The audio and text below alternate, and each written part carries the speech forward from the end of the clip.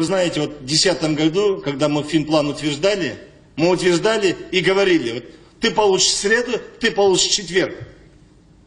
В понедельник, вторник тебе не надо ходить. И вообще сюда не надо ходить. Вот, висит, у вас есть сайт, и каждое министерство знает, когда, сколько денег получит. На что? Только такая прозрачность обеспечит прекращение всех тех обвинений, слов, которые в адрес Министерства финансов говорится. Мистер 10%-то. Такие тоже были.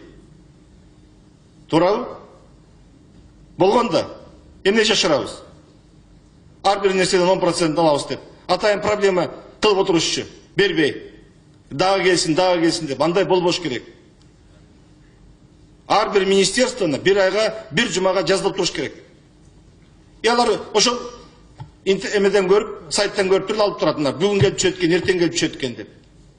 Алар өздөрүнүн поставщиктери менен сүйлөшкөндө айтат да, мынакей мен 3-чү күнү кел, 3-чү күнү акчам түшөт, мен сага 4-чү күнү которуп берем деп. А болсо бияка сыгандай кылып күндө темсил этип жүргүчтүн кереги жок. Токтотуш керек андай практиканы. Адилбек Алишевич, бул жерде мындай ыкчам ишти алып барыш керек. Мен азыр эч кимди күнөөлөй албайм. Бирок мен талап кылам шуну. Талап кылам. Аткарып, аппа кылып бергиле. Мына министрлик келатканда ушундай тапшырма коюлган. Президенттин атынан, менин атыма. Сизге.